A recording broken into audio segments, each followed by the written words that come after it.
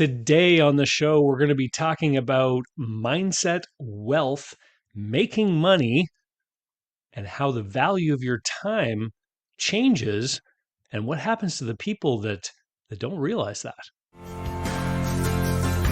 I'm David C. Barnett, and you're tuned in to Small Business and Deal Making, the podcast, YouTube channel, and blog where I talk about buying, selling, financing, and managing small and medium-sized businesses while controlling risk.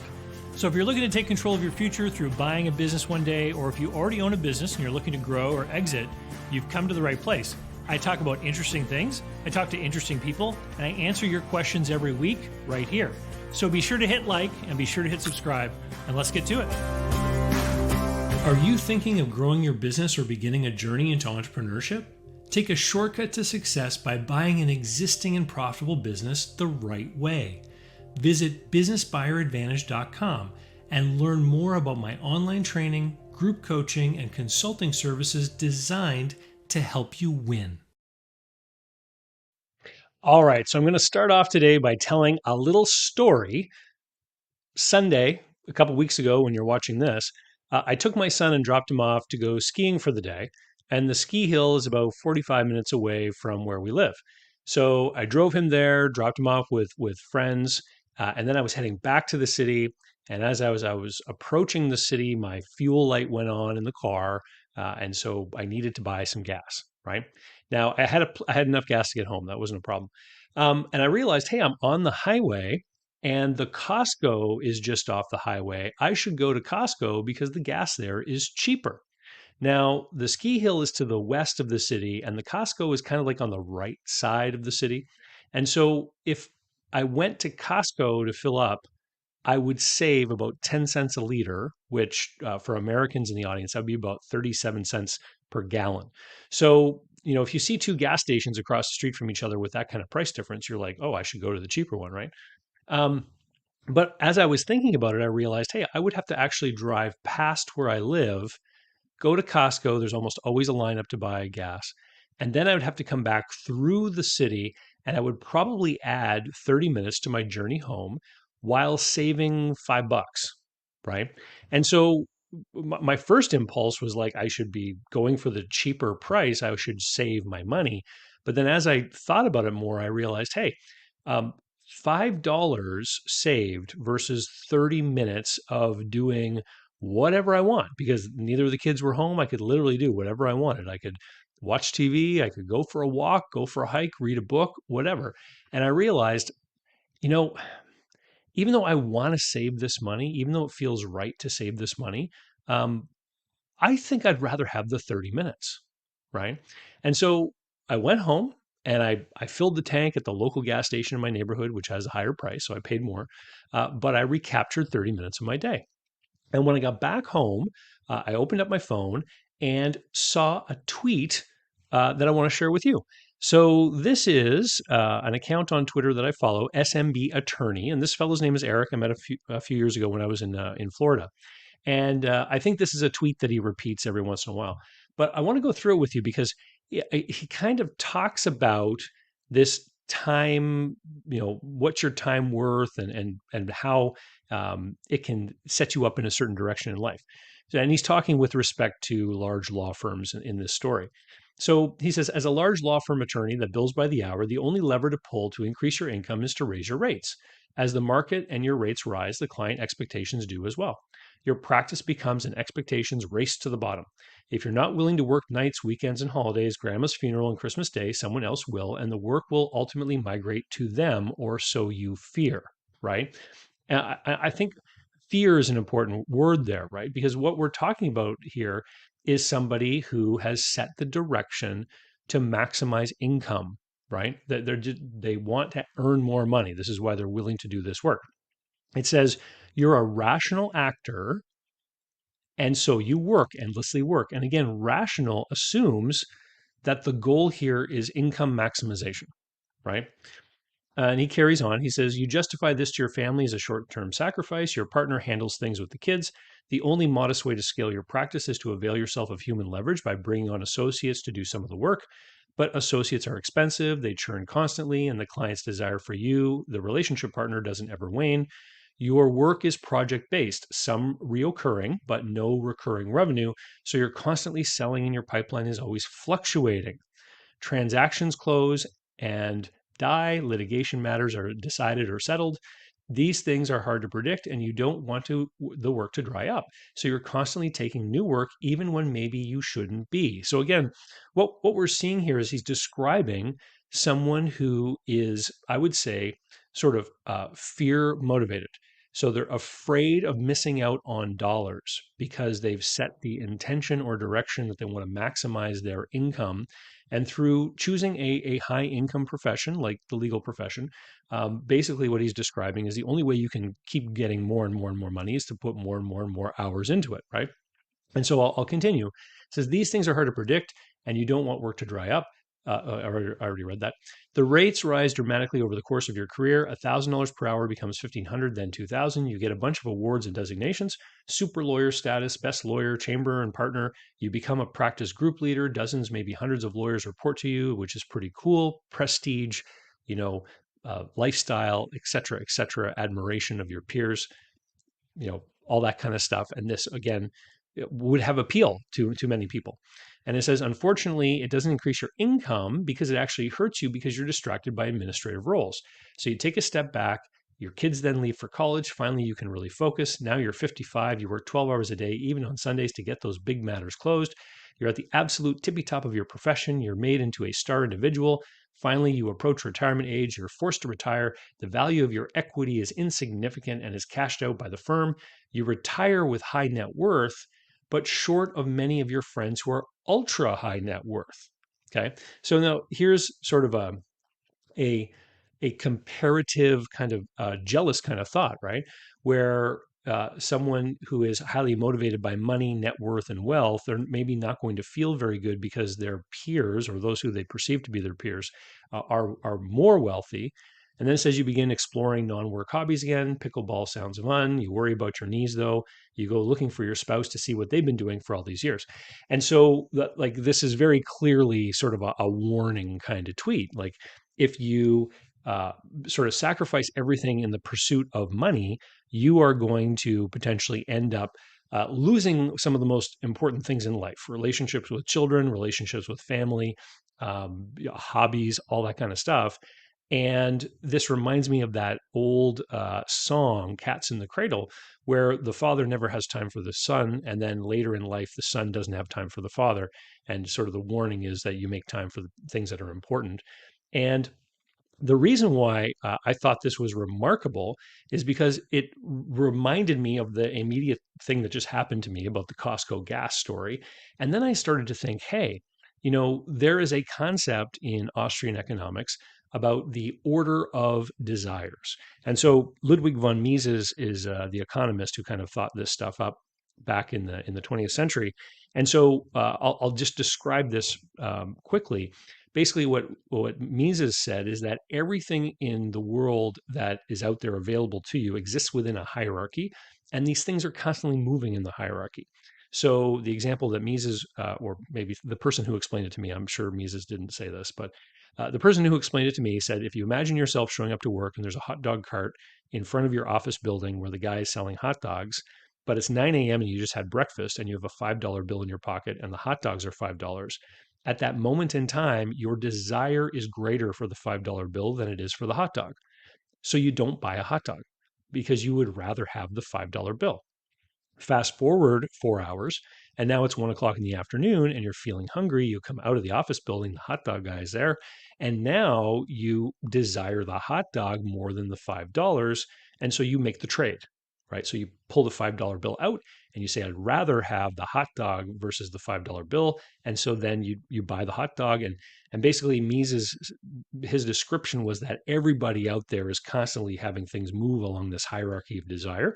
And this is what underlies all of the economic decisions that individuals make in a marketplace, and what they're going to do, what they're going to want, etc.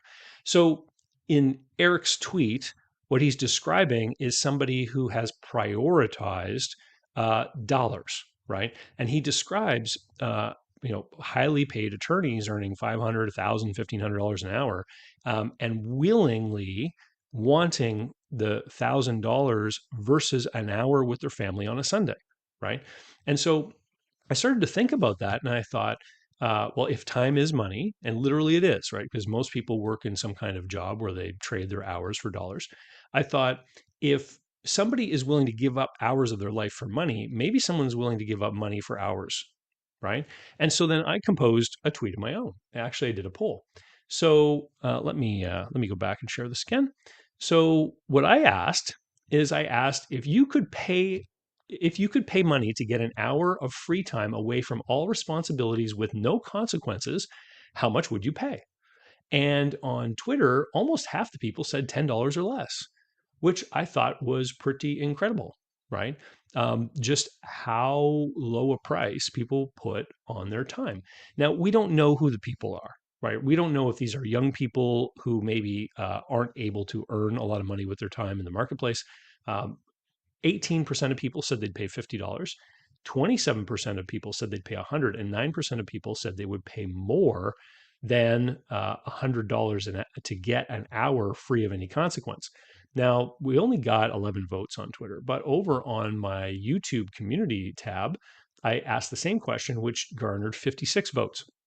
And over here, it was pretty much more evenly spread, with 34% saying $10 or less, uh, 29% saying they'd pay $50 for a consequence free hour of free time, 29% saying $100, and 9% saying more. And there were a couple of great comments that I'm going to get to here down below. But what, what does this relate to, right? Ultimately, it relates to concepts of mindset within an individual. Like, what is more valuable, the money or my time, right? And this relates to the mindset difference between scarcity and abundance. In Eric's tweet, he pointed out the fact that, there's that fear of losing clients. So you do what they ask because you want to keep the client, you want to keep the relationship. He mentioned the pipeline that a lawyer would have, always being afraid that you're not going to be able to find that next client. And so this fear that you're going to run out of work, run out of clients, not have any income, that scarcity becomes the driving factor behind someone who sets a direction towards always trying to maximize revenue, income, etc. all the time. Now, this is going to relate to buying businesses. Just keep with me. But a lot of the times we operate with these mindsets without even understanding where the mindset developed. So I was born in 1975, and my parents were born in 1937 and 1939. And the way that I grew up is I certainly did not grow up poor. Okay, I want to make that clear. So my father was a professional engineer. He worked for a federal government department. My mom was a stay-at-home mom. We had that Leave It to Beaver kind of household with the nice house, and my sister was there, and we had after-school sports and little league and all that kind of stuff that you see in television. And so it was really idyllic. But my parents were incredibly affected by the fact that they were raised by parents who suffered the worst part of the Great Depression. And so when my parents passed away, ultimately, my sister and I were left with the task of cleaning out the house. And there was this one scene in the cold storage room of the basement of the house where I think there were probably over 1,000 glass jars that had been accumulated over their lifetime. Basically, every time they bought a bottle of jam at the store, they would diligently wash out the jar and save it, because you never knew when you might want a container to put something in, right? Now, that's a little extreme. I'll admit. Even today, I will save a glass jar from pickles or jam, and it's in my cupboard in my kitchen in case I need a jar to put something in. But I limit myself to one or two in that space. My parents, not so, because they just thought as something valuable, and you do not give away or throw away anything that might be valuable, because that's the mentality and mindset they grew up with as children, because their parents had suffered so incredibly during the Great Depression. Now, one of the ways that this manifested itself was that my mother and I would go probably every couple of weeks to the day old bread store, where she would get bread at like half the price of the grocery store. And she would buy 15 or 20 loaves and bring them home, and we would load them into the freezer. And then this was the bread that we would eat. And this was justified by the fact that we would save this money and then we would have this bread, which was fine, I guess. Didn't really make a difference if you made toast with it or anything like that. As I became an adult and I started to raise my own children, I didn't go to the day old bread store, to buy that half price bread. But I would buy 3 loaves at a time at Costco because it was like $1 cheaper than buying it at the grocery store. And I would bring that bread home and I would immediately put 2 loaves in the freezer. And I never really stopped to question my behavior. Like I was saving 33 cents a loaf, taking up room in a freezer, and ultimately eating this old bread. And then one day, a couple years ago, I was at a farmer's market and there was a baker there and there was all this fresh baked bread. And they had some little samples out, and I tasted this fresh baked bread. And I realized, oh my God, I could have this incredibly wonderful bread. I could come to the farmer's market every week and buy a loaf of bread, and it will cost me, like, I don't know, 20 extra dollars a year to enjoy this much more pleasant experience. Um, and $20 is not going to break me, right? And so these mindset behaviors are part of our programming, and sometimes we never really question, our behavior or where they come from. But I think it can be insightful to examine this. Now, I'm going to give you an extreme example of somebody who took this kind of mentality into their business ownership. A fellow that I helped at one point, who owned a pizza franchise. And when I was doing the normalization of the financial statements, one of the things that came out in my conversations with him was just how many hours a week he worked. And it won't surprise many of you that a lot of small business owners work a lot of hours. But this fellow worked an extreme number of hours. And I asked him, describe to me your average workday. And he would come into his pizzeria at 7 o'clock in the morning to basically chop and prepare vegetables for toppings. So he would be slicing green peppers and chopping up mushrooms and onions and all kinds of stuff like that. And he would do this for hours before his employees would come in for the lunchtime rush. And I said to him, at the time, minimum wage was like $10 an hour. I said, you realize you're giving up your mornings so that you can work for $10 an hour, because you could get someone else to come in and do that for you for $10 an hour. And he didn't miss a beat. He said, look, I'm the business owner and it's my job to maximize the profitability and cash flow that comes out of this business. In the normalization, what I did is I actually added extra wage expense because I didn't think that anyone else would be willing to do what he was doing. He was working like 70 hours a week doing these menial tasks because he thought that this was the best way to run his business. Why is this a story I want to tell? Well, because when I deal with people that want to buy a business, I will often use the vehicle concept. I will say that a business is a vehicle that gets you from A to B. And basically, the way that we should think about a business is that it's a vehicle to provide for us and our families. So it creates a cash flow. And when we buy a business, we look at the cash flow because that's what we want to obtain. And so we want to obtain a cash flow to support ourselves and our family. And the way that we do this is by providing value in products or service to the customers. So we win, the customers win, else otherwise they wouldn't come and do business with us. So it's this virtuous cycle of everybody helping each other and everybody benefiting from these mutually beneficial relationships. I love business. It's just wonderful. But if you don't know where you're going, it can lead you off track. So what do I mean by that? Well, I will sometimes meet people who will say, I want to buy a business because I want to be wealthy and I want to earn more money. And in fact, one of the steps that we do when people join my group coaching program for buying a business is I have them describe their current state of being and their future state of being after doing this desirable transaction that they're looking for. And in that questionnaire, I talk about things like the amount of commuting time you'll have, the number of weeks of vacation you'll have. I'm trying to get them to think about what their life is going to look like. Because if you get into a vehicle and you say the plan is to head west, it's very different than saying, I'm going to get in a vehicle and drive to Los Angeles.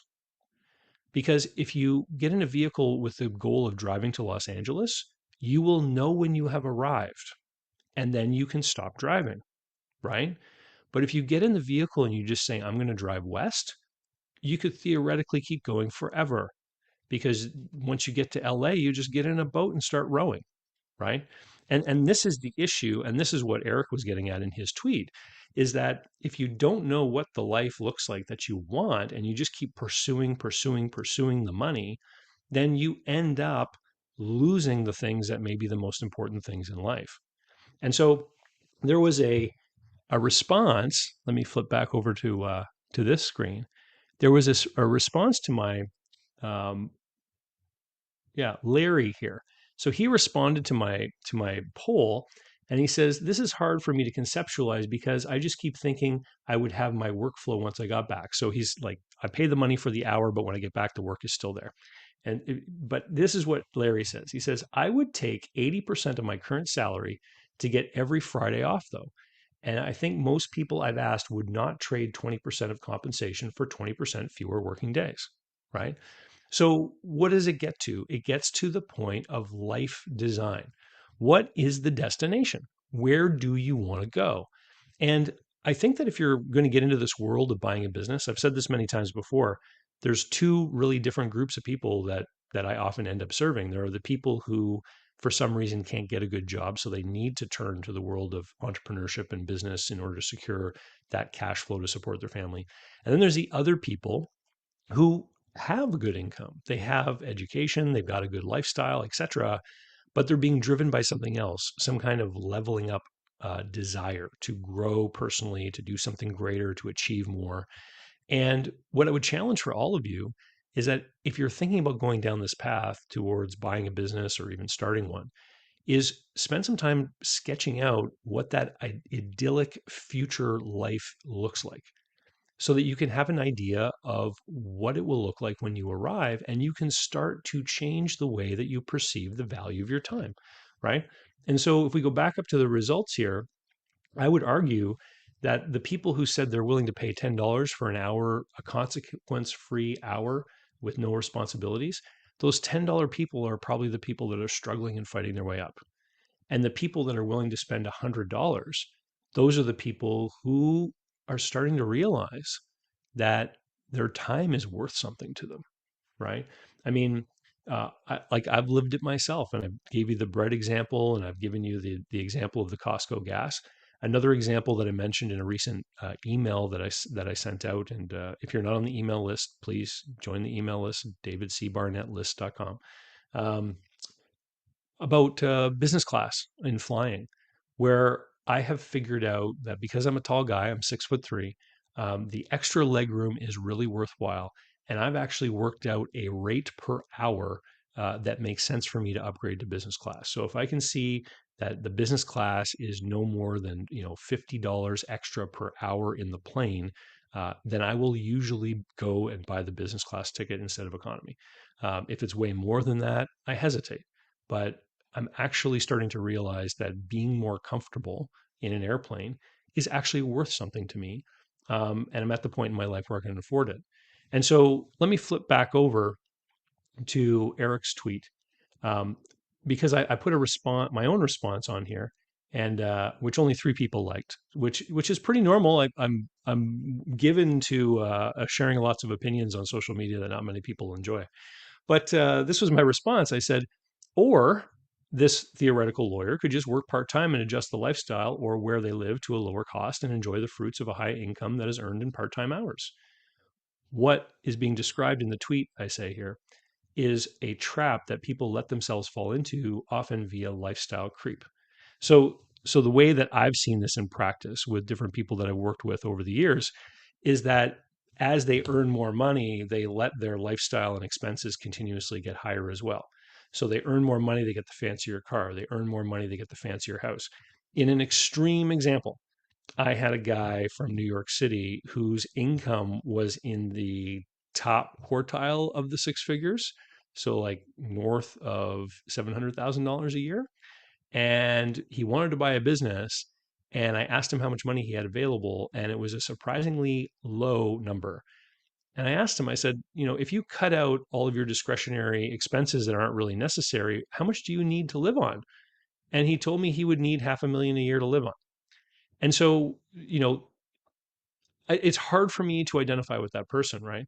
Because obviously their place, what they're doing day to day, who they're associating with, the way that they're spending money, where like all that stuff is just very different from my reality. Um, a life design is where you start. Figure out what you want your life to look like. That will help you tremendously in your search to buy a business or in figuring out what kind of business you want, how big the business is going to be, what you're going to do in the business every day, etc. And if you have anything to add or you want to share another opinion or even comment with a story of your own about how you've had these realizations about the changing value of your time, please comment below. I'd love to read those. And have a great day. Don't forget, send me your comments and questions. It's how I come up with ideas for these videos. Cheers. So, how can you learn more about buying, selling, financing, and managing small and medium sized businesses? Easy. Go over to my blog site, davidcbarnett.com, where you can learn more about me and how I work with my clients. You can learn more about my books and courses that I've prepared for you. You can find out how to subscribe to my email list, the YouTube playlists, and more. There's literally hundreds of hours of content there, all for free, and I'd love for you to be my guest. Special thanks go to Mark Willis at Lake Growth Financial, today's video sponsor. Mark helps people better manage their personal and business finances through the Bank on Yourself insurance strategy. This is something I've done personally and I've seen others use it successfully for years.